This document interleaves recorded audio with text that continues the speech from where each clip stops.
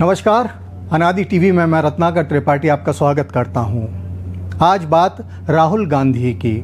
कांग्रेस के वरिष्ठ नेता राहुल गांधी लोकसभा चुनाव में अपनी पार्टी के काफ़ी अच्छे परफॉर्मेंस के बाद में जोश से भरे हुए हैं और जोश इतना कि वो बीजेपी सरकार पर, वैसे तो एनडीए की सरकार है लेकिन क्योंकि उनके मुख्य निशाने पर बीजेपी रहती है तो वो बीजेपी पर पूरी तरीके से हमलावर हैं और उसे नीचा दिखाने का, उसे आरोपों के घेरे में लाने का कोई मौका नहीं छोड़ रहे हैं। बावजूद इसके इस सब के बीच एक रोचक बात हुई है, वो ये कि राहुल गांधी ने बीजेपी की ही एक सीनियर महिला लीडर के लिए अपनी कांग्रेस पार्टी के कार्यकर्ताओं को एक कमजोरी के प्रति आगाह किया है, सचेत किया है और एक तरीके से उन्हें चेतावनी भी दी है।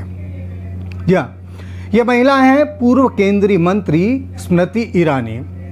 स्मृति ईरानी ने पिछले लोकसभा चुनाव के पहले 2019 में राहुल गांधी को उनके खानदान की परंपरागत कही जाने वाली अमेठी सीट पर हरा दिया था। इसके बाद हुआ ये था कि बीजेपी के तमाम लीडरान सहित खुद ईरानी और उनके समर्थकों ने इस विजय को लेकर राहुल गांधी, कांग्रेस, इन सब के खिलाफ टिप्पणियां करने में और कई बार शालीनताओं की सीमाओं को पार करने में भी कोई कोर कसर नहीं उठा रखी थी। लेकिन अब राहुल गांधी ने ट्विटर, जो पहले कहलाता था एक्स प्लेटफॉर्म पर कार्यकर्ताओं से लिखा है, हार जीत चलती रहती है। बता दें, यह हार का इस्तेमाल स्मृति ईरानी लोकसभा चुनाव में अमेठी सीट से हार चुकी हैं। राहुल गांधी ने ट्विटर पर लिखा है, हार जीत चलती रहती है लेकिन इसके लिए किसी को अपमानित नहीं किया जाना चाहिए। मेरा कार्यकर्ताओं से आग्रह है कि वे श्रीमती स्मृति ईरानी के विरुद्ध अशोभनीय टिप्पणियां करने से बचें। उन्होंने ये भी लिखा है कि किसी को नीचा दिखाना या किसी का उपहास करना हमारी कमजोरी का प्रतीक है, ताकत का नहीं। राहुल गांधी की सलाह का उनके समर्थकों पर क्या असर होगा, ये देखने वाली बात है। लेकिन इस तथ्य की रोशनी में एक आध चीज़ पर और गौर किया जा सकता है। जिस समय राहुल गांधी अमेठी से चुनाव हारने के बाद वायनाड सीट पर चले गए थे, उसके कुछ समय बाद उनके खिलाफ एक मुकदमा कोर्ट में दर्ज होता है।